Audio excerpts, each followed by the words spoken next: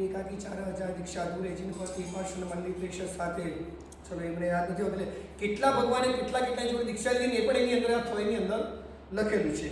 4000 જોડે દીક્ષા લીધી. પ્રભુ ક્યારે પણ એક પણ શબ્દ બોલે નહીં, કેવલ જ્ઞાન પેલા શબ્દ બોલે નહીં. હવે પરમાત્માએ દીક્ષા લીધી. હવે કોઈને ભોજન એટલે તુચ્છ ગણાતું એટલે પ્રભુ દીક્ષા દિવસે રોજ ગોચરી ભરવા માટે જાય, પણ નગરજનો વિનંતી શું કરે? અમારી રાણી લઈ લો, અમારી દીકરી લો, અમારું રાજ્ય લો, અમારા ઘોડા લો, અમારો હાથી લો, ધન લો, વૈભવ લો, જગ્યા લો, પણ કોઈ ભોજનની વિનંતી ના કરે. કારણ કે ભોજન બહુ તુચ્છ કહેવાય અને રાજા હોય એને આવું અપાય. હવે આવું કરતા ગયા કેટલા મહિના ચાલ્યું આવું? 13 મહિના. 400 દિવસ સુધી પરમાત્માને ભોજન ના મળ્યું. એ વખતે જે 4000 જોડે હતા ને એમને એમ થયું કે હું દીક્ષા કે મને કંઈ ખાવા મળતું નથી, એ લોકો ભૂખ્યા રહી શકે મળતા નહીં. એમ કરતાં 4000 દીક્ષા છોડી દીધી. દીક્ષા છોડી તાપસ બની ગયા. ફળ ને કંદમૂળ ને જે હતું એ ખાવા માંડ્યા. પણ પ્રભુ દીક્ષા પહેલાં કેવળ એક શબ્દ બોલ્યા નહીં. અને પ્રભુને પૂર્વનું કર્મ જે નડ્યું, કયું કર્મ હતું? ભોજન કેમ ન મળ્યું 400 દિવસ? પ્રભુ એક નગર શ્રેષ્ઠી પુત્ર હતા, મોઢા પર બાંધ્યું હતું. પણ શું ઘટના બની એ સમજવા જેવી. ખેતરમાંથી પસાર થઈ રહ્યા હતા. ભગવાન પાસે કોઈએ સલાહ માંગી નથી અને આપણે આપવામાં હોશિયાર. શું સલાહ? એ વખતે પરમાત્માએ કીધું કે આ બળદ છે કે તારો એટલો સરસ પાક છે, આ બળદ તારો પાક ખાઈ જશે. એના મોઢામાં સીકું બાંધી દે. સીકું એટલે કપડું. સીકું બાંધી દે, ખોરાક ખાય નહીં એટલે આપી દીધું એને. સીકું બાંધી દીધું. અને ભગવાને ત્યાં બીજી એક ભૂલ કરી. તો બળ માંગતી સલાહ આપી. અને બીજું ભગવાને ભૂલ કરી કે ભાઈ એનો ભોજનનો સમય થાય ને એટલે પછી કાઢી નાખજે. એ કહેવાનું ભગવાન ભૂલી ગયા. અને ખાલી 4 ઘડી સુધી પેલાને ભોજન ન મળ્યું. બળદને પેલાના ભોજનમાં અંતરાય કર્યો 4 ઘડી માટે. અને એ પરમાત્માને ઉદયમાં આવ્યું 400 દિવસ માટે. એક વણ માંગી સલાહ. મેં તમને 2 દિવસ પહેલાં કીધેલું ગાડી કઈ લેવી છે તો આપણે શું સલાહ આપીએ? આ ગાડી લે, આ ગાડી લે, આ ગાડી લે. વણ માંગી સલાહ. કોઈ કે ફરવા ક્યાં જવા? જો આ રિસોર્ટ બહુ ફાઇન છે, એનું સ્વિમિંગ પુલ બહુ ફાઇન, તેનું જમવાનું બહુ ફાઇન. તમે એને સલાહ આપો છો, એ જઈને પાપ કરે છે. એ પાપ કરશે, એ બીજા 10ને કહેશે, એ 10 બીજા 100ને કહેશે. તમારા એક કહેવાથી પાપની કેવી પરંપરા ચાલી? છેક સુધીની પરંપરા ચાલી. અને આ વણ માંગેલી આપેલી સલાહ ભયંકર કર્મોનું બંધ કરે છે. ભગવાને વણ માંગી સલાહ આપી તો 400 દિવસના ભગવાને નિર્જળા ઉપવાસ કરવા પડ્યા. એટલે પાપની કોઈને પણ સલાહ ક્યારે આપવી નહીં. અમે છે પહેલી વાર ન્યૂઝીલેન્ડ ફરવા ગયો, એટલે પરીક્ષણ કરવા ગયો. ઇન્ડિયા જે મને પૂછ્યું કે ન્યૂઝીલેન્ડ કેવું હતું, અત્યારે મેં જવાબ આપ્યો તો જો ઇન્ડિયામાં પણ પર્વત છે, ત્યાં પણ પર્વત છે, અહીંયા પણ નદી છે, ત્યાં પણ નદી છે, અહીંયા ઈંટના મકાન છે, ત્યાં લાકડાના મકાન છે, રોડો ત્યાં પણ છે, રોડો અહીંયા પણ છે. કોઈ ફરક નથી ઇન્ડિયાનું જેવું કે કુદરતને તો બહુ સારું એવું એ વ્યવસ્થા હોય એવું સારું હોય. વખાણ કરવાનું મન ન થયું. જો અત્યારે ન્યૂઝીલેન્ડના વખાણ કરી લો તો આવતો બહુ કોઈક ન્યૂઝીલેન્ડમાં જન્મ થઈ જાય. મારે એવું પાપ કરવાના થતા નથી. એટલે કોઈને પણ પિક્ચર જોવા જઈએ તો પિક્ચરની અનુમોદના નહીં કરો. હોટલમાં જાઓ તો એની અનુમોદના. તમે જો હોટલમાં કેવું જમવાનું હતું? ભાઈ અમને જમે, અમે જમીને આવ્યા છીએ બસ. અરે એની પ્રોટીન બહુ ફાઇન, ત્યાં જઈને આ સબ્જી તો ખાજો જ તમે, આ જ્યુસ તો પીવાનો છે, આ જ્યુસ તો બહુ જ ફાઇન આવે, બીજું કંઈ પીએ કે નહીં, આ જ્યુસ તો પીને આવશે. આવું કહી દઈએ ખરા એકવાર આપણે? દર વખતે ભાયેલી વસ્તુમાં તો કહી જ દઈએ છીએ. બરાબર. ઘણી વાર પહોંચેલા હોય ને કે અંદરના તો નહીં મજા આવે, એનો મૂડ મારી નાખીએ બધું. બરાબર. હવે એ તમે ખાલી બોલો છો ને, આપણે બોલતા 2 કે 5 સેકન્ડ થાય, પણ એ 5 સેકન્ડના જે કર્મો બંધાશે ને છક્કા છૂટી જશે. આપણે નહીં ભોગવી શકીએ. ઉદયમાં આવશે ત્યારે રડી રડીને અડધા થશું, આપણે એનું સહન નહીં કરી શકીએ. એટલે પાપની વણ માંગી સલાહ કોઈને આપતા નહીં. પ્રભુએ આ સલાહ આપી. 400 દિવસના ઉપવાસ ભગવાને કરવા પડ્યા. અને 400 દિવસ પછી શ્રેયાંશ કુમાર જે ઘટના આવે છે, શ્રેયાંશ કુમાર કોણ હતા ખબર છે? પરમાત્માના પુત્ર બાહુબલી, બાહુબલીનો દીકરો અને એનો દીકરો આ શ્રેયાંશ કુમાર. એટલે પ્રભુનો પ્રપૌત્ર હતો શ્રેયાંશ. અને પ્રપૌત્ર એટલે શ્રેયાંશ કુમારના હાથે શ્રેયાંશ અને પાર્શ્વનાથ ભગવાનનો પણ પૂર્વના ભવની 13 ભવ આવે, એમાં શ્રેયાંશ અને ભગવાન પણ જોડેના જોડે હતા. એના પણ આખા 13 ભવ તમે વાંચશો તમને મજા આવશે કે 13 ભવ જોડે હતા. પૂર્વ ભવનું એમને જાતિસ્મરણ જ્ઞાન થયું કે ભોરાવાની આવી પદ્ધતિ હોય. અને પ્રભુ જ્યારે આવ્યા ત્યારે પરમાત્માએ હાથ આમ કર્યો. 108 ઘડા આવેલા હતા. હવે અત્યારે ઘણા પંથ એવું કહે છે કે કપડાં વગર રહેવાનું, બરાબર છે? તો આપણે ના નથી 100% રહો, પણ એ કાળને અત્યારના કાળમાં ફરક છે. પરમાત્માને 108 ઘડા એક એક કરીને ભગવાને ઘડા પીધા કે શું કર્યું? 108 ઘડા ઇક્ષુ રસ પીધો ભગવાને કેવી રીતે પીધો? ખોબાથી. કેવી રીતે? એક સાથે એક ઘડો? એક ઘડો ના. પરમાત્મા એક જ વાર હાથમાં લે, ભગવાન બીજી વાર હાથમાં ન લે. 108 ઘડા ઇક્ષુ રસ એક સાથે હાથમાં ભરાવવામાં આવ્યો. અને 100 રસનો આખો પહાડ બની ગયો. આ પરમાત્માનો અતિશય. અને આટલા 108 ગણા એક સાથે પર્વત જેવું બની ગયું, છતાં નીચે એક ટીપું પણ પડ્યું નથી. આ પ્રભુનો અતિશય. ઘણા હાથમાં વાપરે તો આપણે પૂછાય એ લોકોને કદાચ કે તમે હાથમાં વાપરો વાંધો નહીં, પણ પ્રભુનો અતિશય છે એવો અતિશય છે તમારો? તમારું એક ટીપું નીચે નથી પડતું? પડે છે. તો એ પ્રભુનો અતિશય તો માટે પ્રભુ હાથમાં વાપરી શકતા. આપણો એવો અતિશય નથી. નીચે પડે, જીવોની ઉત્પત્તિ થાય, આ બધી જ ઘટનાઓ બને. એટલે પ્રભુ એક સાથે ઘડા નથી, અરે અલગ અલગ ઘડા નથી વાપર્યા. એક જ સાથે શ્રેયાંશ કુમારે 108 ઘડા બોરાવી દીધા. 108 ઘડા પૂરા થઈ ગયા પછી પરમાત્માએ વાપરવાની શરૂઆત કરી. અને એ વખતે પરમાત્મા 108 ઘડાથી પહેલું પારણું પ્રભુએ કર્યું. અને દિવસ હતો અક્ષય તૃતીયા. અક્ષય કેમ નામ આપવામાં આવ્યું? કે પહેલું સુપાત્ર દાન અવસરપીણી કાળનું કયો દિવસ? વૈશાખ સુદ ત્રીજ, અખાત્રીજ, અક્ષય તૃતીયા. આ અવસરપીણી કાળનો સુપાત્ર દાનનો સૌથી પહેલો દાનનો ઘોષ કયા દિવસે થયો? તો કે અક્ષય તૃતીયાના દિવસે થયો.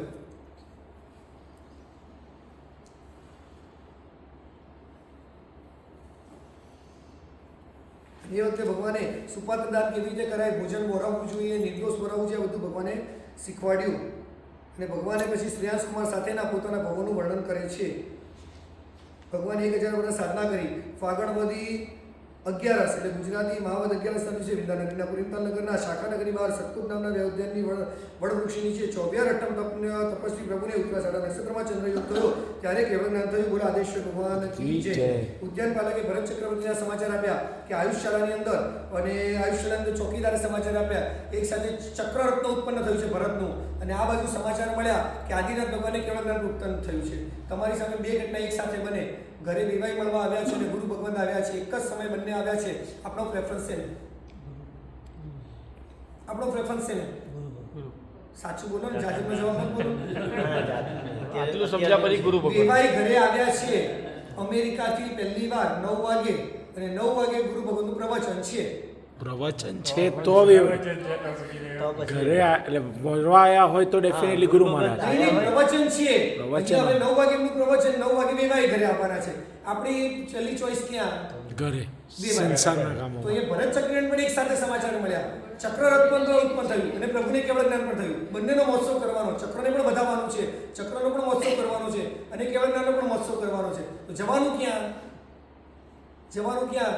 વેવાઈ ચિંતા હશે તો કલાક બેસશે, અને જે વેવાઈ કલાક ના બેસે ને વેવાઈ જેમ માનવા જેવા પણ નથી. જે વેવાઈને 1 કલાક આપણી રાહ જોવાનો સમય ન હોય, વેવાઈ કહેવાય? કહેવાય પણ નહીં. અને ભરત ચક્રવર્તી વિચારે છે કે આ ચક્ર રત્નની પૂજા તો મારો સંસાર વધારનારો છે, એની પૂજા કરવા ના જવાય. આ અવસરપીણી કાળનું પહેલું કેવળ જ્ઞાન થયું છે. આ અવસરપીણી કાળનું પહેલું કેવળ જ્ઞાન એ પણ મારા પિતાજીને. તો પહેલો મહોત્સવ એનો કરવા માટે જવાય તો ચક્ર આયુષ્યશાળા પ્રવેશ ન કર્યો, ચક્ર બહારનું બહાર રહ્યું. આયુષ્યશાળામાં પ્રવેશ થાય જ નહીં, કેમ કે ચક્રવર્તીની પૂજા ન કરે ત્યાં સુધી. અને પ્રભુ કેવળ જ્ઞાનનો મહોત્સવ કરવા ગયા. અને આ બાજુ મેં તમને કીધેલું સૌથી પહેલું રડવાનું આ અવસરપીણી કાળમાં કોણ રડ્યું? પહેલા આંખમાં આંસુ સૌથી પહેલા અવસરપીણી કાળમાં કોને આવ્યા? આપણે હમણાં માતાને મરુદેવા. 1000 સુધી મારો ઋષભ, મારો ઋષભ, મારો ઋષભ, મારો ઋષભ કરે. ઋષભને શું ખાવા મળતું હશે, ઋષભને શું પીવા મળતું હશે, જંગલમાં રખડતો હશે, આ હશે, એ હશે. અને તરત ભરત ચક્રવર્તી સમાચાર આપવા માટે આવે છે કે આંખમાં છે ને રડી નતા શકતા એટલે પડલ બાજી જાય. આપણે બહુ પેલું થાય પડલ બાજી જાય, આંખ જલ્દી ખુલે નહીં. પડલ બાજી ગયા. મરુદેવા તો જોઈ નથી શકતા, પણ રડવું પણ નથી આવતું કે રડતા શીખવાડ્યું જ નથી કોઈએ. પેલા કોઈ રડવું જ નહોતું આવતું. અને પછી લઈ જાય છે ભરત મહારાજા. તમે પાલિતાણા જશો ને તો એક હાથી હોય છે, ચેતનન કરો ત્યાં, અને એક અંબાડી પર મરુદેવા માતા હોય. એ જોયું છે ખરા? પાલિતાણા કહું છું, પાલિતાણા આદિના ભંડાર હોય, પાછળ એક હાથી હોય, અને ઉપર બે વ્યક્તિને બેસાડે. કોણ છે બે વ્યક્તિ? તો એ આગળ જે બેઠા છે ને સારથી તરીકે ભરત ચક્રવર્તી છે, અને પાછળ જે સ્ત્રી બેઠી છે ને મરુદેવા માતા છે. જોયું છે ખરા? ખબર નથી કોણ છે. કદાચ કોઈ શિલ્પ બધું હશે ત્યાં મૂકી દીધું હશે, એવું હશે.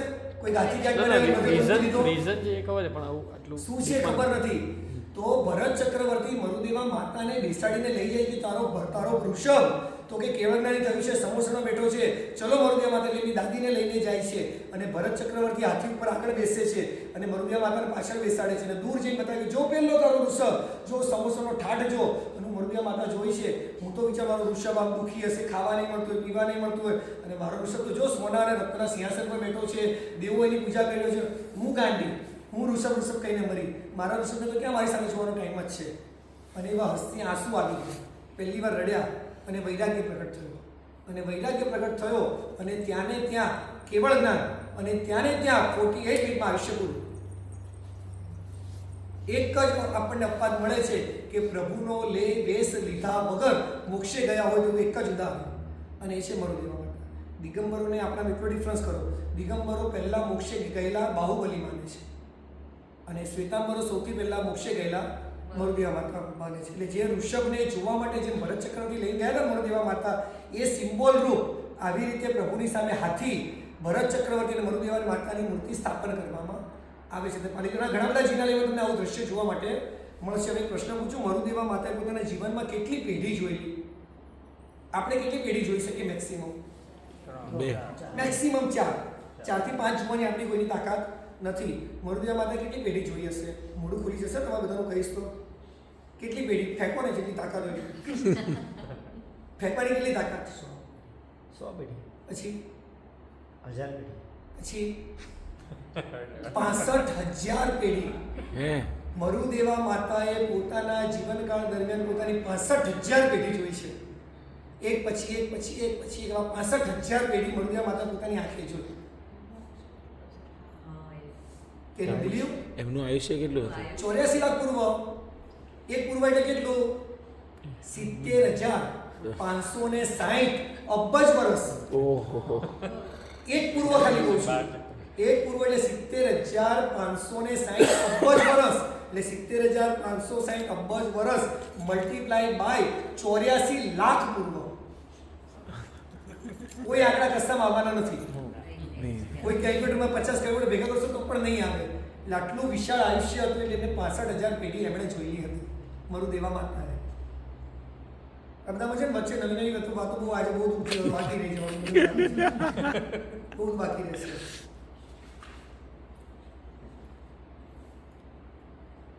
અને આ બધું થાય છે, આપણે શોર્ટમાં બતાવીએ. બાહુબલી ઋષભ ભરત ચક્રવર્તી પોતે ચક્રવર્તી હતા, 6 ખંડ જીતવાના હોય, બધા ખંડ જીતવા માટે જાય અને છેલ્લે તક્ષશિલા જાય છે. એટલે બાહુબલી રાજ્ય કંઈ ના પાડે છે કે કેમ, મારા પિતાએ મને આપેલું છે, હું તને શેની માટે આપું? અને ચક્રવર્તી જ્યાં સુધી બધા જીતે નહીં ત્યાં સુધી ચક્રવર્તી બને નહીં. અને બાહુબલી જોડે યુદ્ધ ચાલુ થયું, સામ સામે યુદ્ધ ચાલુ થયું, બધામાં બાહુબલી જીતી જાય. બાહુબલીને ઋષભનો પણ પૂર્વ બહુ જાણવા જેવો છે, અત્યારે અમને જણાવતા નથી. અને છેલ્લે ઇન્દ્ર કહે છે કે તમે છે ને બલ યુદ્ધ કરો, એમાં પણ ભરત હારે છે. અને છેલ્લે એમ વિચારે કે આ મુઠ્ઠીથી ભરતને મારું, અને મારવા જાય છે ત્યાં જ અટકી જાય છે મુઠ્ઠી. અને એ વખતે વિચાર કરે છે, મારા પિતા પછી મારા પિતા તરીકે કોણ કહેવાય? મારા મોટા ભાઈ. અને આ ભરત એ મારો મોટો ભાઈ છે. અને ભરત ઉપર મુઠ્ઠી ઉગામાય ખરા તો કે ન ઉગામાય, પણ હવે જે સત્વશાળી પુરુષ હોય કે મુઠ્ઠી ઉગામી છે તો એને નીચે પણ એમને ન લઈ જવાય. તો હવે આ મુઠ્ઠીનું કરવું શું? અને એને એ જ વખતે મુઠ્ઠી વડેલો જ કરી.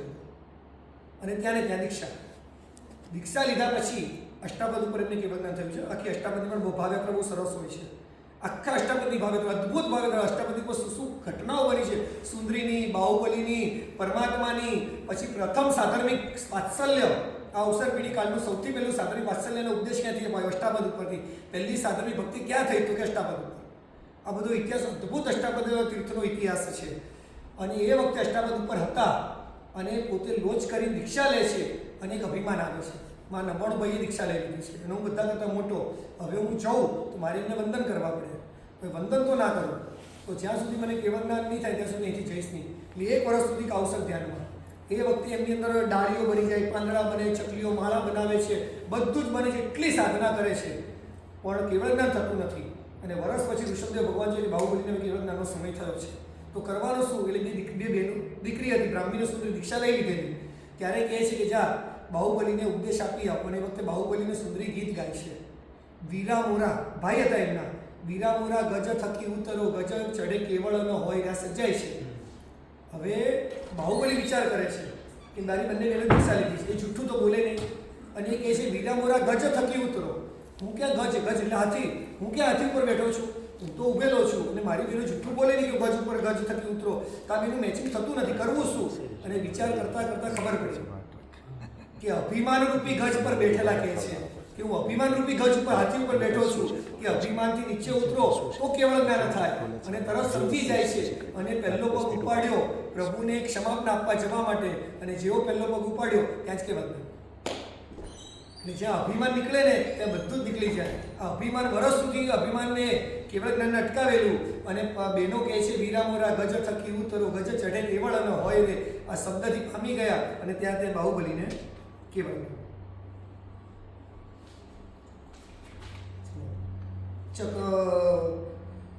સુંદરીનું પણ જીવન આવે છે. 60,000 વર્ષના આંબી તપ કર્યા, લગ્ન કરવા હતા આની જોડે ભરત જોડે, પણ એક નિયમ છે ચક્રવર્તીની જે પટરાણી હોય એની પત્ની 1,92,000 પત્ની હોય, આપણાથી એ ગચવાય એમ નથી.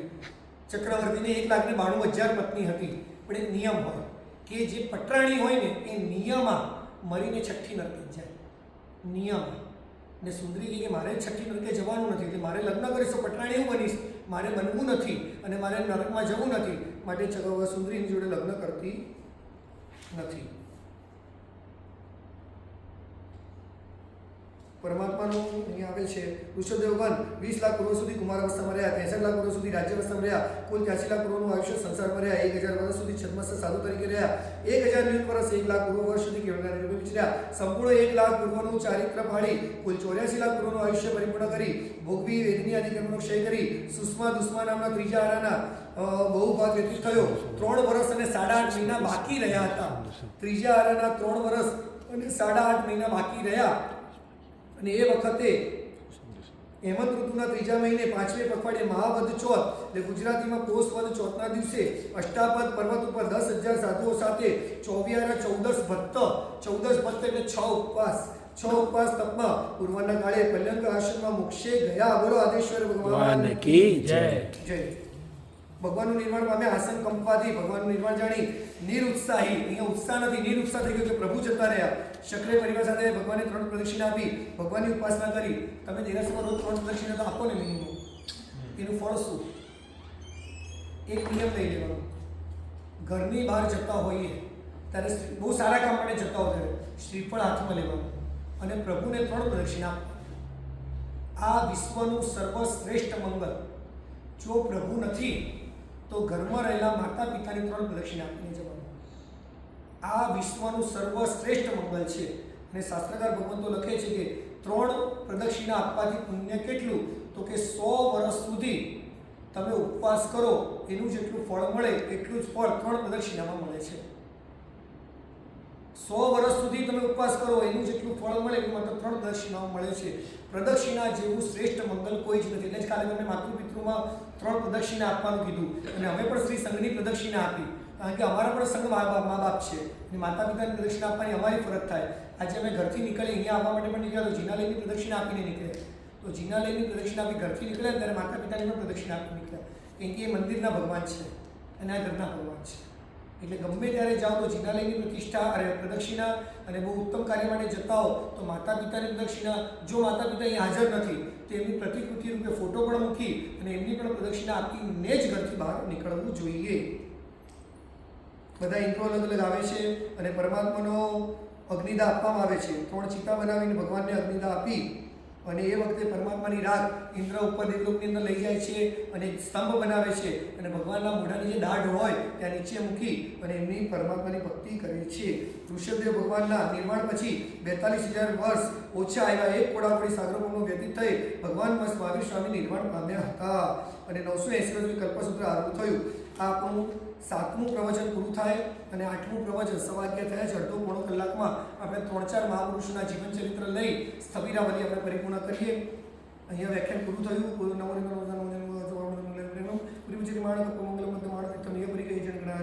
ચરિતમ.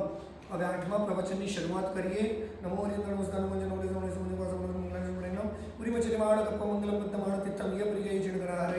ચરિતમ. આજે પ્રવચન પૂરું થાય એટલે થોડા અક્ષર રાખજો. આજે કલ્પસૂત્રનું સર્વમંગલ આજે આવશે એટલે અક્ષરથી આપણે વધારવાનું આવશે. તમને મેં કીધેલું આજ સવારે પ્રતિક્રમણમાં જે હતા એ લોકોને કયા દિવસે કયું પ્રવચન કલ્પસૂત્રનું વંચાય એ મેં આજે તમને સવારના પ્રતિક્રમણમાં કીધેલું. ખ્યાલ છે? ભૂલી ગયા. સવારનું પણ ભૂલી ગયા છે. પેમેન્ટ ભૂલો કોઈ દિવસ? કોઈની પાસે પેમેન્ટ લેવાનું ભૂલો ખરા?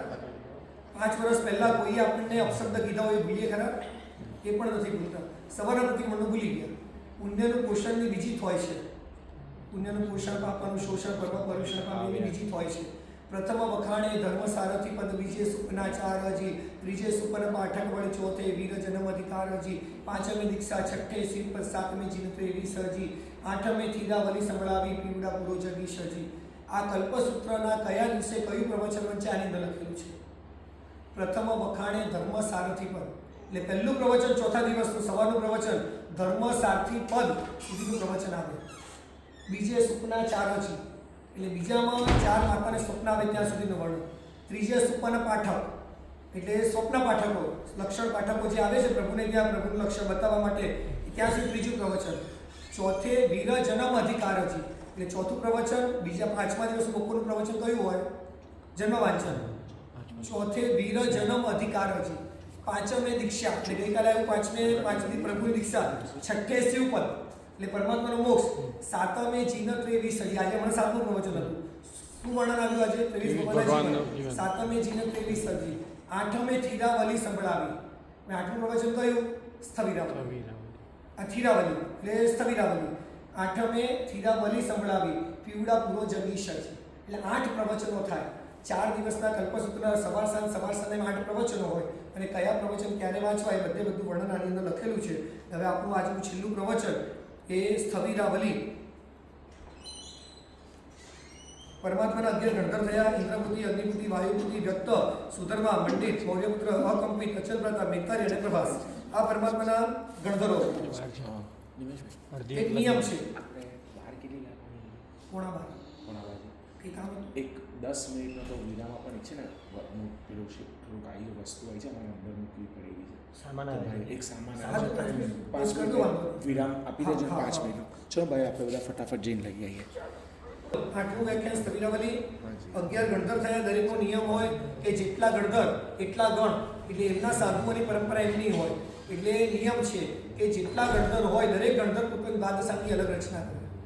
ગૌતમ સ્વામી એમની દ્વાદશાંગી બનાવે, અગ્નિભૂતિ એમની બનાવે, વાયુભૂતિ એમની બનાવે, સુધર્મા સ્વામી એમની બનાવે. બધાની પોતાની દ્વાદશાંગી હોય. હવે પ્રભુ કહે છે કે બધાની દ્વાદશાંગી શબ્દોથી અલગ હોઈ શકે, પરંતુ અનંતા તીર્થંકરોની દ્વાદશાંગીનો અર્થ માત્ર ને માત્ર એક જ થાય.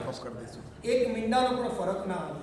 એટલે શબ્દથી અલગ હોઈ શકે, અર્થથી ક્યારેય દ્વાદશાંગી અલગ હોય નહીં. ગણ એટલે મારા શિષ્યોને હું ભણાવું, બીજાના શિષ્યો એમને ભણાવે. પરંતુ મહાવીશાહી ભગવાનના 11 ગણધર થયા, પણ ગણ કેટલા થયા? તો કે 9. કારણ કે 9મા, 8મા અને 9મા 2 ગણધરો એમની દેશના એમની વાંચના એક સાથે આપતા, અને 10મા અને 11મા ગણધરો એ 2 ગણધર એમની વાંચના એક સાથે આપતા. એટલે 4 ગણધરોની 2 વાંચના થઈ, એટલે 2 ગણ ઓછા થયા. આ રીતે 11 ગણધરો અને 9 ગણની સ્થાપના થઈ.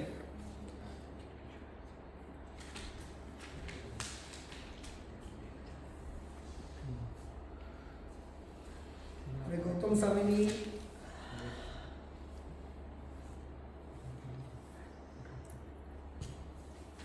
કે જે ગૌતમ સ્વામી પોતે અહંકારના શિખર ઉપર હતા કે મારા જેવો કોઈ જ્ઞાની નહીં, 14 વેદનો જ્ઞાની છું, બધું જ મને નોલેજ છે, આટલા અહંકારના શિખર ઉપર હતા. પણ એમની અંદર એક ગુણ પડેલો હતો કે મારા અંદર રહેલો જે સંશય છે એ જો કોઈ દૂર કરી આપે તો એનો શિષ્ય બની જાય. આવો અંદર હતો. એમ કહેવાય કે અભિમાનના શિખર ઉપર ચડેલો વ્યક્તિ જ્યારે પ્રભુ વીરને પહેલી વાર મળે છે અને જ્યારે અહંકાર ફૂફાડા મારતો હતો, હું અહંકારી, પ્રભુને જોયા ને એટલે પહેલો હથોડો પડ્યો એમના અહંકાર ઉપર. અને બસ બીજી વાર પરમાત્માને પ્રશ્ન કર્યો. હવે અહંકાર એમના છેલ્લા આસમાને હતો, અને પ્રભુએ છેલ્લો હથોડો માર્યો, અને અહંકારના ચૂરે ચૂરા થયા. અને જે વ્યક્તિ અહંકારના શિખર ઉપર બેઠેલો હતો એ વિનયના શિખર ઉપર બેઠો. અને કેવો વિનય કે તીર્થંકર સૂર્યમંત્રની આરાધના થાય, આચાર્ય બને ને સૂર્યમંત્રની આરાધના કરે, એમાં 5 પીઠિકાની આરાધના આવે. તો તીર્થંકર સૂર્યમંત્રની સાધના આપે, તેમાં 5 પીઠિકા હોય. તો ગૌતમ સ્વામીનું પુણ્ય 23 તીર્થંકર જે થયા ને એના સૂર્યમંત્રની આરાધનામાં વચ્ચેના સ્થાન પર અરિહંત હોય. વચ્ચેના સ્થાનમાં અરિહંતની સ્થાપના કરે, અને બાકી 4 દેવદેવીની સ્થાપના કરે. પ્રભુ વીરે સૂર્યમંત્રની આરાધના આપી, એમાં વચ્ચે ગૌતમ સ્વામીને સ્થાપિત કર્યા, અને 4 બીજા દેવદેવીને સ્થાપિત કર્યા. એટલે કેવા પુણ્યના સ્વામી ગૌતમ સ્વામી કે જે અરિહંતે પણ સૂર્યમંત્રની આરાધના માટે ગૌતમ સ્વામીની વચ્ચે સ્થાપના કરવી પડી. એવા અજીબો ગરીબ પુણ્યના સ્વામી એ ગૌતમ બન્યા અને એની પાછળનું માત્ર અને માત્ર એક જ કારણ સમર્પણ ભાવ. પ્રભુની સામે એક શબ્દ ન ઉચ્ચારાય, પ્રભુ બોલ્યા એટલે તરતી, સાચું ખોટું વિચારવાનું પણ નહીં. આવા જે વિનયના શિખર ઉપર ચડ્યા એવા ગૌતમ સ્વામી. પછી વાત આવે છે, એના પછી થાય છે સુધર્મા સ્વામી. મેં કીધેલું પ્રભુ વીરનું નિર્માણ થયું એ સમયે 9-11 ગણધરમાંથી 9 ગણધરો મોક્ષે જતા રહ્યા હતા. હવે 2 જ ગણધરો બાકી રહ્યા હતા. એટલે ગૌતમ સ્વામી પણ એમના પહેલા મોક્ષે જતા રહ્યા. કારણ કે સુધર્મા સ્વામીનું આયુષ્ય કેટલું હતું? 100 વર્ષનું. ગૌતમ સ્વામીનું આયુષ્ય કેટલું હતું? 92 વર્ષનું. એટલે 92 વર્ષે સુધર્મા સ્વામી પહેલા ગૌતમ સ્વામી પણ મોક્ષે જતા રહ્યા. એટલે ગૌતમ સ્વામી એમના શિષ્યોની પરંપરા પણ કોને આપી? સુધર્મા સ્વામીને આપી. એટલે આખી જીન શાસનની બધાની શિષ્યોની પરંપરા કોની પાસે આવી? સુધર્મા સ્વામીની. એટલે આપણે મહાત્મા પ્રવચનની પાઠ આપતા હોય તો આપણે કઈ પાઠ કહીએ રહીએ? સુધર્મા સ્વામીની પાઠ. કારણ શું કે પ્રભુ પછી સૌથી પહેલી પાઠ જીન શાસનમાં કોને મળી? સુધર્મા સ્વામી. એટલે આપણે કહીએ કે સુધર્મા સ્વામીની પાઠ છે. ભલે પ્રથમ ગણધર ગૌતમ રહ્યા, પાઠ કોની કહેવાય? સુધર્મા સ્વામીની. કારણ કે સૌથી પહેલી પાઠ પરંપરા પ્રભુના શાસનમાં મળી તો સુધર્મા સ્વામીને મળેલી હતી. એના પછી થયા જંબુ સ્વામી. આ અવસરપીણી કાળના અંતિમ કેવલી. જંબુ સ્વામી પછી કોઈ મોક્ષે ગયું નહીં. ભાઈ જંબુ સ્વામી કોણ હતા? જંબુ સ્વામીના પૂર્વનો પૂર્વભાવ બતાવે છે. ભવદેવ અને નાગીલા. સ્ટોરી કદાચ નહીં સાંભળેલી હોય. ભવદેવના લગ્ન નાગીલા જોડે થયા અને એનો ભાઈ હતો ભવદત્ત. ભવદત્તે દીક્ષા લીધી. લગ્ન થયા છે અહીંયા. હજુ લગ્નની ચોરી મંડાઈ છે. લગ્ન થઈ ગયા અને ભાઈ મહારાજને વંદન કરવા ગયા અને ભાઈને કહે છે કે હું તમને મૂકવા માટે આવું, તમે મને પાત્ર આપો. અને ભાઈના ગુરુએ શું કીધું? તારે દીક્ષા લેવી છે? હવે શરમના મારે બોલી ન શક્યા અને કીધું હા લેવી છે. હજુ તો પત્ની જોડે એક રાત પણ વિતાવી નથી. તો કે હા લેવી છે. તો કે ચલો આપી દો દીક્ષા. ઉપાસે જઈને મુંડી નાખ્યા, દીક્ષા આપી દીધી. અને હૃદયની અંદર તો પ્રેમ કોની માટે? નાગીલા માટે. નાગીલા નાગીલા નાગીલા નાગીલા 24 કલાક જાગેલો. 12 વર્ષ સુધીનું સંયમ જીવન પાડ્યું. પણ મનમાં હતું કે ભાઈ મહારાજ કાળ કરે ને એટલા સાધુ વેશ મૂકી નાગીલા પાસે જતો રહીશ. 12 વર્ષ વીતી ગયા.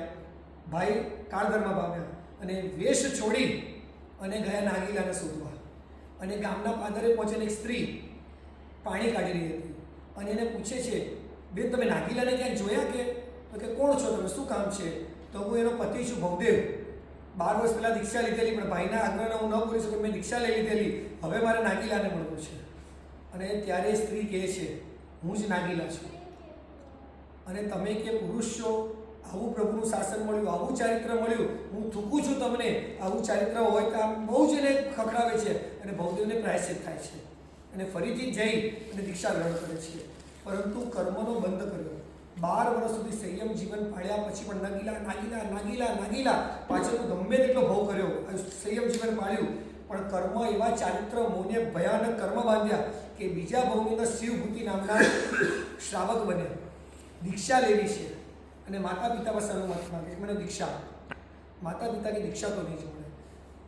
60,000 વર્ષ સુધીનું શ્રાવક જીવન પાડ્યું, ચારિત્ર ન મળ્યું. છઠના પાણે છઠ, છઠના પાણે છઠ, છઠના પાણે છઠ, ચારિત્ર ઉદયમાં આવે, ચારિત્ર ઉદયમાં આવે. બસ માત્ર ચારિત્ર માટે આટલા આંબિલ કર્યા પણ ચારિત્ર ઉદયમાં નહીં આવ્યું. કારણ શું? પૂર્વભવની અંદર 12 વર્ષ સુધી સંયમ જીવનની વિરાધના કરેલી. નાગીલા નાગીલા નાગીલા, પડીલેટ કરતા નાગીલા, જાપ કરતા નાગીલા, ગોચરીઓ મારે નાગીલા મળી જવી જોઈએ, બસ નાગીલા મળી જવી જોઈએ. એ નાગીલા નાગીલા નાગીલાના ભવની અંદર આટલી બધી સંયમ જીવનની વિરાધના કરીને એ ભવની અંદર 60,000 વર્ષ સુધી તપ કર્યું. સંયમ જીવન ઉદયમાં ના આવ્યું.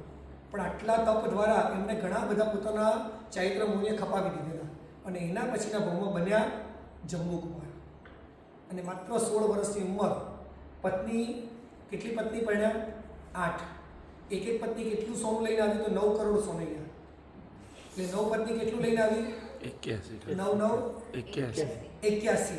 અને પોતાની પાસે હતી ટોટલ 99 કરોડ સોના પર એક રાતની અંદર માલિક બની ગયા.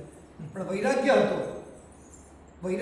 માતા પિતાએ કીધું, પેલા જંબુકુમારે પ્રભુની એક દેશના સાંભળી અને મારે દીક્ષા લેવી છે. માતા પિતા કે તું એકવાર લગ્ન કર્યા અને એક રાત્રિએ ત્યાં જઈને ચર્ચા ચાલી. રાત્રે આપણા મનમાં શું વિચારો? લગ્નની પહેલી રાત્રે કલ્પના બહારના વિચારો હોય. અને આ બાજુ એક પુસ્તક લખાયું છે, વાંચવા જેવું છે, એક રાત અનેક વાત. એક રાત અનેક વાત. આ બાજુ જંબુકુમાર વૈરાગ્યના પ્રવચનો આપી રહ્યા છે અને આ બાજુ 8 પત્નીઓ સંસારના સુખો સમજાવી રહી છે. સંસારમાં આ સુખ, આ સુખ, આ સુખ, આ સુખ, અને આ બાજુ જંબુકુમાર સંસારમાં આ દુઃખ, વૈરાગ્યમાં આ સુખ, આ સુખ. આખી રાત્રિ ચર્ચા ચાલી અને સવાર પડે અને 8 પત્ની કહે છે સંસારનું સાચું સ્વરૂપ સમજાઈ ગયું છે, હવે અમારે સંસાર નથી માંડવો, આપણે બધા જોડે દીક્ષા લઈએ.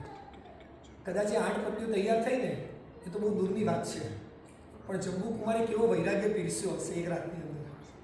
એક રાતની અંદર કેવો વૈરાગ્ય પીરસ્યો હશે જે સંસારના ભોગ સુખની ઈચ્છાથી આવેલી 8 પત્નીઓ જંબુકુમારના વૈરાગ્યથી વાસિત થઈ અને બીજા દિવસે દીક્ષા લેવા માટે તૈયાર થાય છે. અને આખા જંબુકુમારનું જીવન ચરિત્ર આખી રાતમાં બંને જોડે શું વાત કરીને એ પુસ્તક છે એક રાત અનેક વાત. એક જ રાત્રિની અને અનેક વાતો થઈ એવું જંબુકુમારના જીવન ચરિત્ર આખું લખાયું છે. સવાર પડી અને જંબુકુમારના માતા પિતાને ખબર પડી આ લોકો તો દીક્ષા લે છે, તો કે જો આ લગ્ન કર્યાની રાત્રે એ લોકો દીક્ષા લેતા તો અમારા સંસારમાં શું કામ છે, અમે એ પણ દીક્ષા લઈએ. હવે 9 પત્ની એમના મા બાપને સમાચાર મળ્યા અમારી દીકરી દીક્ષા લેવા તૈયાર થઈ છે, તો જે અમારા સંસારમાં નહીં શું કામ છે. અને લગ્નના બીજા દિવસે રાજગૃહની નગરીમાંથી 527 જણ ભિક્ષાટુકડા એ બધાએ ત્યાં દીક્ષા લીધી. અને એ વખતે જંબુકમાં જે દિશા આપી રહ્યા હતા ને ત્યારે પ્રભવ નામનો ચોર, એ 99 કરોડ સોનામોરો હતી એટલે કે આ તો દલ્લો મોટો લાગવાનો છે, ચોરી કરવા માટે ગયા. આખા ઘરની અંદર બધાને અસ્વાપીની નિદ્રા આપી દીધી, બધા જ સુઈ ગયા. અને 500 ચોર એમાં એક વાક્ય આવે છે છુપાઈને જંબુકમારની વાત સાંભળી રહ્યા છે. 500 ચોર છુપાયા હશે, બેઠા નતા છુપાયા હશે, તો 500 ચોરને છુપાવવા માટેનો ઓરડો કેટલો મોટો હશે. છુપાવવાની વાત છે, એ જે છુપાયા હશે તો કોઈને ન દેખાય ના છુપાયા હોય ને, તો બીજી એ રૂમની અંદર 500 જણ હશે તો બીજી મોટી કેટલી જગ્યા હશે. અને એ વખતે જંબુકુમારના ઓરડાની અંદરની વાતો પ્રભવે સાંભળી વૈરાગ્યથી, અને પ્રભવ વિચાર કરે છે હું જે ધન લેવા માટે ચોરી કરવા આવ્યો છું આ જંબુકુમારને મળે છે તો છોડવાની વાત કરે છે. એને 99 કરોડ સોનામોર જોઈતા નથી અને જોવા માટે ને લેવા માટે હું આવ્યો છું. આખી રાત ખાલી આ બેની ચર્ચા સાંભળી, પતિ અને પત્નીની વૈરાગ્યની વાતો સાંભળી. અને જે ચોરી કરવા આવેલો પ્રભવ એ સવારે એમ કહે છે મારે હવે ચોરી છોડવી છે, મારે દીક્ષા લેવી છે. અને એ વખતે એની જોડે રહેલા 500 સાથીઓ એ એમ કહે છે મારા શેઠ એટલે ચોરનો રાજા એ જો દીક્ષા લેતો હોય તો અમારે શું કરવું છે. એ ચોરીની પત્ની પૂછવા ગયા હશે, 500 ચોરીની પત્ની પૂછવા ગયા હતા તો દીક્ષા લો કે ના લો, મારા છોકરાને સાચવું, તમે મોટા કરો, ઘરની કંઈક વ્યવસ્થા કરીને જાઓ, એવું એક પત્નીએ કીધેલું. એટલે પતિ રજા માંગે તો આપી દેજો, માગેવા છે નહીં પણ માંગે તો આપી દેજો. એટલે 500 ચોર, 9 આ લોકો અને 18 માતા પિતા, આ બધું મળીને 527 બીજા દિવસે વરઘોડો નીકળ્યો. અને જંબુ સ્વામી મોક્ષે ગયા.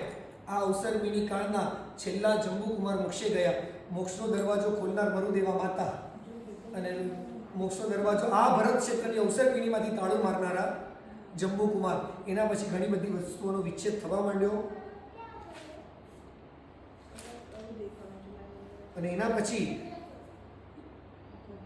પ્રભવ જંબુકુમારની પાટે કોણ આવ્યું તો કે પ્રભવ સ્વામી. હવે પ્રભવ સ્વામી એમ વિચારે છે મારી પાટ પર કોને બેસાડવા. હંમેશા શાસનની પાટ અથવા શાસનનું ટ્રસ્ટીપણું કોને આપવું તો એની માટે યોગ્યતા જોઈએ કે આ વ્યક્તિ યોગ્ય છે, શાસનને સમર્પિત છે, શાસનનું નોલેજ છે, શાસનની મર્યાદા જાણનાર છે, તો પરંપરા એને અપાય. કોઈ એમ તેમ કોઈને અપાય નહીં. અહીંયા પણ પ્રભુ વિચારે, પ્રભુના ઘણા બધા શિષ્યો હતા, અમારે પાઠ કોને આપવી, કોઈનામાં યોગ્યતા મને દેખાતી નથી. તો એમણે જોયું આખા જીન શાસનની અંદર દ્રષ્ટિ કરી કોણ યોગ્ય તો કે આમાં કોઈ યોગ્ય નથી. તો મારે આજુબાજુના શહેરમાં જોવું કોણ છે, તેમાં પણ કોઈ દેખાયું નહીં. પછી આખા ભારત વર્ષની અંદર એમણે એમના જ્ઞાનથી જોયું કોણ છે તો કે સ્વયંભવ નામનું એક હિન્દુ તાપસ છે, એ યોગ્ય છે પ્રભુના શાસનની જવાબદારી વહન કરવાની. અને સ્વયંભવને તારવાનો છે. હવે સ્વયંભવ એ વખતે કે યજ્ઞ કરી રહ્યો હતો અને સફળ થાય ને 2 સાધુઓને પ્રભવે મોકલ્યા અને બધી વાત કરી. તો કે તમે યજ્ઞ કરી રહ્યા છો ને એની નીચે શાંતિનાથ ભગવાનની મૂર્તિ છે, તો કે ન હોય અને તમારું યજ્ઞ ખોટું છે. અને એ વખતે સ્વયંભવે નીચેથી મૂર્તિ કાઢી અને સ્વયંભવે એના ગુરુ પૂછ્યું સાચું ધર્મ શું છે બધા, નહીં તો તલવારથી મારી નાખીશ. અને પછી એને કીધું સાચો ધર્મ જૈન ધર્મ છે. તમને કહી દઉં આજે મક્કાની અંદર જે લોકોની કબર છે એની નીચે આજે પણ શાંતિનાથ ભગવાનની પ્રતિમા છે. તમે હજીઓને જોજો, જે હાજી હશે ને એ લોકોના કપડાં જોયા છે કોઈ દિવસ હજ કરવા જાય લોકો? કેવા કપડાં હોય? વ્હાઇટ એન્ડ વ્હાઇટ નહીં, પણ ચોલ પટ્ટા જેવા. સાધુ આટલા પહેલા પણ ચોલ પટ્ટો એમને એવા જ હોય. ઉપર પણ ખેસ એક જ હોય અને એ પણ સિલાઈ વગરનો હોય. સિલાઈ વગરનો જ હોય અને ચોલ પટ્ટોને એ જ પહેરવાનું હોય, ચોલ પટ્ટા જેવું. અને એ લોકો પણ એક વર્ષની અંદર એકવાર, આજે પણ અમને જે મુસ્લિમ મિત્રો છે એમના તરફથી સમાચાર મળ્યા કે એકવાર વર્ષની અંદર નીચે એ જે ભગવાનની મૂર્તિ છે એનો અભિષેક થાય છે. એની પણ ઘટના આવે છે કે પ્રભુ ત્યાં મળવા માટે જાય છે, બાહુબલી એની આગતા સ્વાગતા કરવા માટે જાય છે અને પ્રભુ ત્યાંથી વિહાર કરી જાય છે. ભગવાન આખા જીવન ચરિત્રમાં લખેલું છે. અને ત્યારે આખો શબ્દ બોલાય છે, ત્યારથી અલ્લાહ શબ્દની શરૂઆત એ ઘણું બધું જૂનું છે એમાં આપણે ત્યાં જતા નથી પ્રભુના. પણ એ જ રીતે સ્વયંભૂ નીચે મૂર્તિ મળી અને પ્રભુ પાસે આવે અને ત્યાં દીક્ષા લે છે અને પ્રભુ આ સ્વયંભૂ સૂરીને પમાડે છે અને એમને પાઠ આપે છે. હવે સ્વયંભૂ સૂરીનું આવે છે. હવે સ્વયંભૂ સૂરી લગ્ન કરી અને પત્ની ગર્ભવતી છે અને આ બાજુ વૈરાગ્ય થયો, દીક્ષા લઈ લીધી. સ્વયંભૂ સૂરીની પત્ની ગર્ભવતી હતી અને દીક્ષા લઈ લીધી, પેટમાં દીકરો હતો અને જન્મ્યો. એનું નામ પાડવામાં આવ્યું મનક. હવે બધા પૂછે મનક તારા પિતાનું નામ શું? તો કે નથી ખબર. એને ગાળ આપે. કઈ ગાળ આપે? તું નવાબો છે, બાપ વગરનો છે. એટલે રોજ કે માં મારો બાપ ક્યાં, મારો બાપ ક્યાં, મારો બાપ ક્યાં. માતાને પણ ખબર હતી કે બાપ ક્યાં છે. એટલે એને કોઈ જૈન સાધુ તારા પપ્પા બની ગયા છે, એ બાપને શોધવા નીકળ્યો.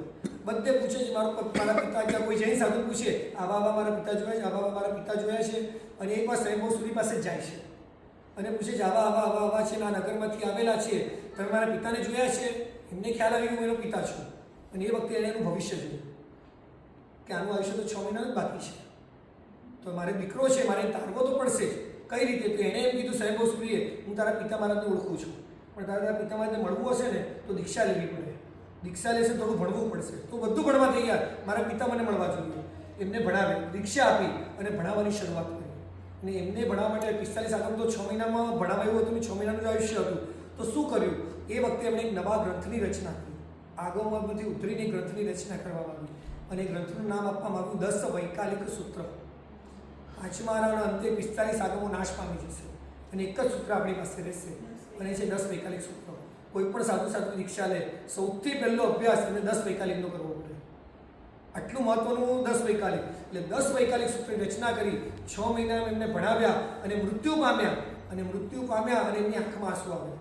શિષ્યો પૂછે છે ગુરુદેવ કોઈ શિષ્યો મારે તમે આંખમાં આંસુ આ નાના બાળમુનિ માટે કેમ? અને ત્યારે કહે છે અમારા દીકરા મારા જતા. તો કે ગુરુમાં તમારે એમને કહેવું હતું તમારા દીકરા છે, અમે એની સેવા કરતે, વ્યાયામ જ કરતે, ભક્તિ કરતે. ત્યારે સ્વયંભૂ સૂરી મેં એટલે જ નહોતું કીધું. જો તમને ખબર પડતે ને કે મારો દીકરો છે, તમે એને વ્યાયામ જ ન કરવા દે, તો તમે એને પેલામાં અંતરાય કરતે. મારે એનો મોક્ષ કરાવવાનો તો એની સદગતિ અપાવવાની હતી, માટે મેં તમને નહોતું કીધું કે મારો દીકરો મારા છે. એ રીતે સ્વયંભૂ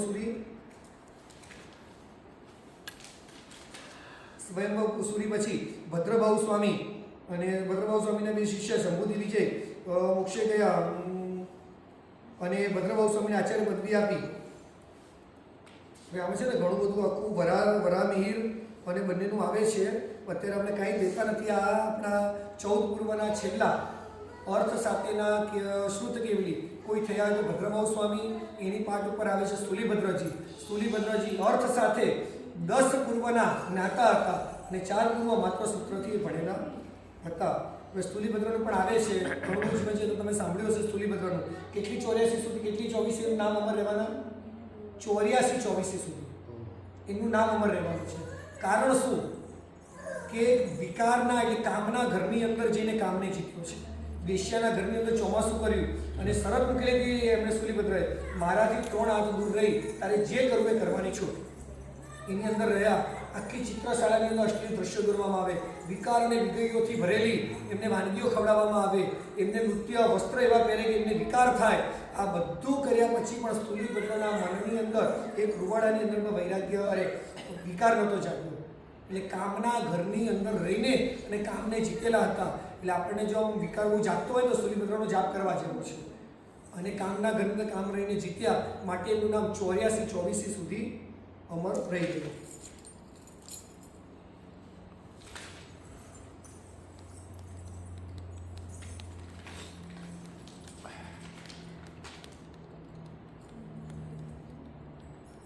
એટલે જંબુ સ્વામી, પ્રભુ સ્વામી, સ્વયંભૂ યશોભદ્ર સુરી, સંભૂતિ વિજય, ભદ્રબાહુજી, સ્થુલીભદ્રજી, આ મેં 6 શ્રુત કેમની થયા.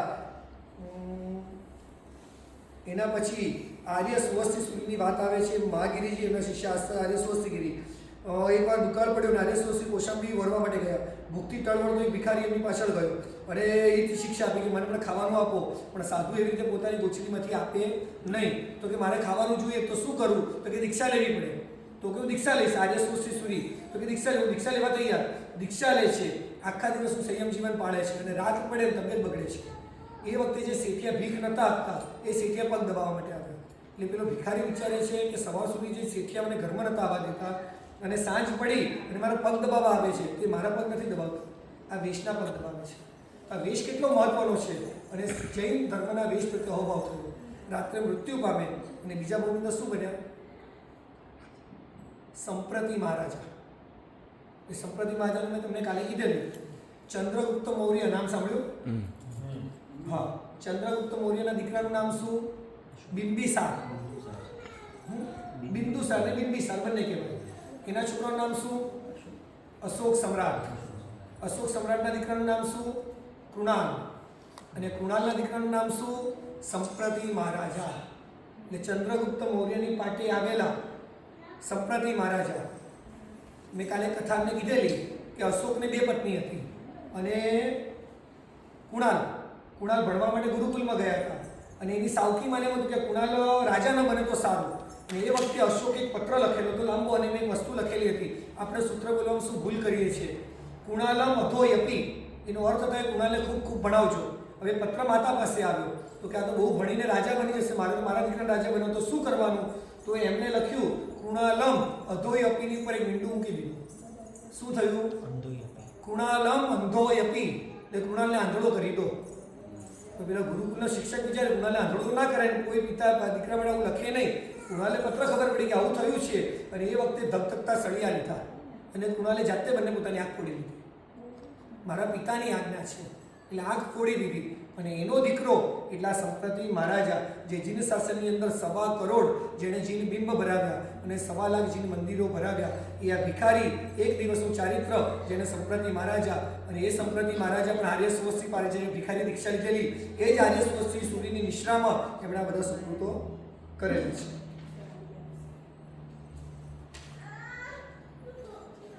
હવે આમાં ખાલી બધા મહાત્માનું નામ છે. ખાલી આ બધા મહાત્માનું નામ પણ આપણી માટે નામ સાંભળવા એ પણ પુણ્ય છે. ખાલી નામ બોલું છું. સંભૂતિ વિજયના શિષ્ય આવે છે નંદનભદ્ર, ઉપનંદભદ્ર, તિષ્યભદ્ર, યશોભદ્ર, શ્રુતિભદ્ર, મણિભદ્ર, પૂર્ણભદ્ર, સ્થૂલભદ્ર, રુજુમતી, જંબુ, દીર્ઘભદ્ર, પારુળભદ્ર. એ 12 શિષ્યો હતા. યક્ષા, યક્ષદિનના, ભૂતા, ભૂદિનના, સેના, વેણા, રેણા. આ બધાના નામ શેમાં આવે છે ખબર છે? ભૂતા, ભૂતદિનના, યક્ષ, યક્ષદિનના, ભૂતા, ભૂતદિનના, સેના, વેણા, રેણા. સેના, વેણા, રેણા ઉપરથી ખબર પડી. સેના, વેણા, રેણા. પછી શું લખે છે? ભૈણીઓ સ્થૂલભદ્રસ્સ. એટલે 7 બહેનો સ્થૂલીભદ્રની હતી. યક્ષા, યક્ષદિનના, ભૂતા, ભૂતદિનના, સેના, વેણા, રેણા. ભૈણીઓ સ્થૂલભદ્રસ્સ. એટલે સ્થૂલીભદ્રની આ 7 બહેનો હતી. આ બધું છે, બધું આપણામાં આવે છે. આપણે ભણવું નથી, તકલીફ એ છે. એનું પણ ઘણી બધી વસ્તુ આવે છે. આટલું બધું વાંચો ને તમને ક્યારે ટાઈમ મળે? હવે આર્ય સ્વસ્તિના શિષ્યો આવે છે. રોહણ, ભદ્રેશ, મેઘગણી, કામદ્રી, સુશ્રી, સુપ્રતિબદ્ધ, દક્ષિત્ર, રોહગુપ્ત, ઋષિગુપ્ત, શ્રીગુપ્ત, બ્રહ્મગણી અને સોમગુણી. આ બધા મહાત્માના નામ પણ આપણે એટલા માટે બોલીએ છીએ કે મહાપુરુષોના નામ પણ એક મંત્ર સ્વરૂપ ગણાય. એ પણ સાંભળવા આપણી માટે પુણ્ય છે.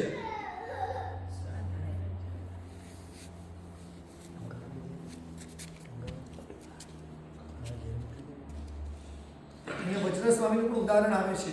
વજ્ર સ્વામીને 3 વર્ષે, હવે આપણે પોણામાં 5 થઈ જાય છે, 12 વાગે આપણે માંગલિક કરીએ. વજ્ર સ્વામીને 3 વર્ષે દીક્ષા મળી. બરાબર? કારણ શું? એનું દીક્ષાનું કારણ શું? તો એના જીવન ચરિત્રમાં લખેલું છે કે પૂર્વ ભવની અંદર એ દેવલોકમાં હતા. હવે કંડરીક અને પુંડરીક આની પણ કથા સાંભળવા જેવી છે. બહુ સરસ કથા છે. હવે દેવલોકની અંદર 500 વર્ષના આયુષ્યની અંદર રોજનું 500 વાર કંડરીક અને પુંડરીકનું અધ્યયન કરતા અને એક વારના અધ્યયનમાં 500 વાર દીક્ષા શબ્દ આવતો. એટલે દેવલોકની અંદર દીક્ષા દીક્ષા દીક્ષા દીક્ષા એટલો ઘૂંટાયેલો હતો કે જન્મતાની સાથે બાજુની સ્ત્રીઓ કહે છે કે આ દીકરો જન્મ્યો, જો એના પિતાએ દીક્ષા ન લીધી હોત તો આજે કેટલો ઠાઠમાઠથી મહોત્સવ કરતે. અને દીક્ષા શબ્દ સાંભળ્યો અને ઘૂંટાઈ ગયો તો દીક્ષાનો શબ્દ દેવલોકની અંદર, એટલે તરત જ્યોતિષપણે જ્ઞાન થયું અને દીકરાએ રડવાનું ચાલુ કર્યું. પિતા વરવા માટે આવ્યા એટલે ગુરુએ એમ કીધું એમના ગુરુને કે આજે જાઓ ને તો સચિત ગોચરી મળે તો પણ લઈ આવજો. સચિત આપણે વરાય ખરા ન વરાય, પણ સચિત મળે તો લઈને આવજો.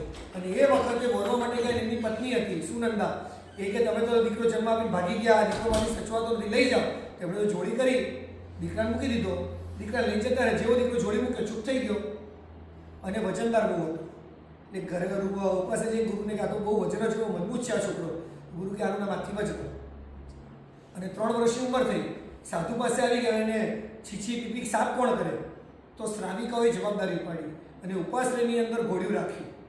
ઘોડિયામાં શ્રાવિકાઓ આવીને ઝુલાવતી અને સાધ્વીજી ભગવંતો 11 અંગનો અભ્યાસ કરતા મોઢે, કેમ કે એ વખતે લખાણ પદ્ધતિ હતી નહીં, મોઢે યાદ કરવાનું હતું. સાંભળતા 3 વર્ષની ઉંમરે 11 અંગ મોઢે થઈ ગયા. આજે સુરતની અંદર અમારો મિત્ર છે, પરીક્ષણ કરાવવા ગયો છે, એની દીકરી 4 વર્ષની, માત્ર 4 વર્ષની ઉંમર. આજે એ દીકરીને 4 પ્રકરણ, 3 ભાષ્ય, 3 કર્મગ્રંથ, વૈરાગ્ય સતત, ઇન્દ્રિય પરાજય સતત અને સંસ્કૃતની પહેલી બુક કડકડાટ મળે છે. કેટલા વર્ષની દીકરી? 4 વર્ષ. રોજ અષ્ટમકારી પૂજા જાતે કરવાની, સવાર સાંજના પ્રતિક્રમણ ડેલી કરવાના. 4 વર્ષની ઉંમરે કેવો ક્ષરક્ષર! આપણે આ સાંભળ્યું પણ નથી. 4 પ્રકરણ, 3 શબ્દ સાંભળ્યા નથી. અને આ 4 વર્ષની દીકરી સુરતની અંદર રહે છે. અદ્ભુત જ્ઞાનનો ક્ષરક્ષમ છે, અદ્ભુત. અને એના પપ્પા આજે પરીક્ષણ કરાવવા જ ગયેલા છે. એટલે વજ્ર સ્વામીની પણ પૂર્વભૂમિની સાધના હતી, જેના કારણે આ ઘટના બની અને દીક્ષા લે છે. અને 11 વર્ષની ઉંમરે એમને પણ મોટું પદ મળે છે, ઘણા બધા શિષ્યોના ગુરુ બને છે.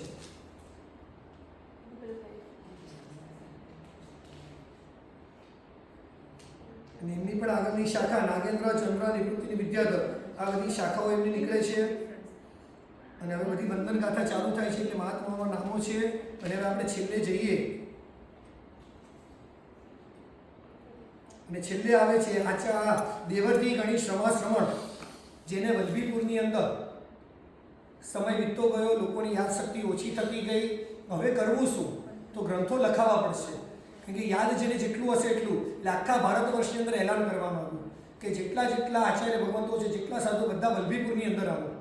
વલ્લભીપુરની અંદર આવ્યા અને એ વખતે તાડપત્રીઓ મંગાવવામાં આવી, કલમો મંગાવવામાં આવી. હવે 500 આચાર્ય આવ્યા હશે, તો એમની જોડે પદવીધારી આ સાધુ કેટલા આવ્યા હશે? હોય જ, આચાર્ય એટલા તો હોય નહીં. સાધુ આટલા, અરે પદવીધારી હશે તો સાધુઓ કેટલા હશે? સાધુ આટલા હશે તો સાધ્વીઓ કેટલી હશે? આટલો મોટો વિશાળ સમુદાય સાધુ સાધ્વીનો વલ્લભીપુરની અંદર રહ્યો. અને વલ્લભીપુરની અંદર જેને જેટલું યાદ હોય, આમાં શું એક સાથે લઈઓ બેસાડવામાં આવે, લઈયાઓ જે લખતા હોય અને આ બાજુથી બોલવામાં આવે અને બોલવામાં લઈયાઓ લખતા જાય, ફટાફટ લખતા જાય. એ સાથે ગ્રંથો લખવાની શરૂઆત થઈ. એવરીડે 8 કલાક લખાય. હવે કેટલા વર્ષ સુધી આ વાંચના ચાલી વલ્લભીપુરની અંદર? કેટલા વર્ષ સુધી ગ્રંથો લખાયા? તમે વલ્લભીપુર ગયેલા છો કોઈ? એ દેરાસરની નીચે આજે પણ મૂર્તિ છે, વચ્ચે દેવર્તી ગણી શ્રવણ અને આજુબાજુ 500 આચાર્યની મૂર્તિ મૂકવામાં આવી છે. કેટલા વર્ષ સુધી ગ્રંથોને લખવાનું થયું? 13 વર્ષ સુધી. અને 13 વર્ષ સુધી વલ્લભીપુરના જૈન સંઘે આ દરેકની ગોચરીની વ્યવસ્થા કરેલી છે. ગ્રંથો લખાઈ રહ્યા છે. અને આ દેવર્તી ગણી શ્રવણ એટલે કોણ? મેં તમને પ્રવચનમાં કીધેલું કે હું છેલ્લે તમને એનું ઉદાહરણ આપીશ.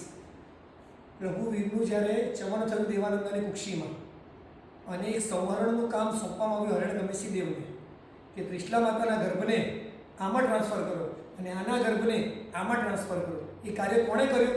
હરણગમેશી દેવે. માતા પરમાત્માનું સંવરણનું કાર્ય એણે કર્યું અને મૃત્યુ પામી સંસારમાં ફરતા દેવર્તી ગણી શ્રવણ એ હરણગમેશી દેવ બન્યા. જેણે પ્રભુના ગર્ભનું સંવરણ કરેલું હતું એ જ દેવર્તી ગણી શ્રવણ બન્યા. અને દેવર્તી ગણી શ્રવણ બન્યા. ગ્રંથો લખાવાની શરૂઆત થઈ.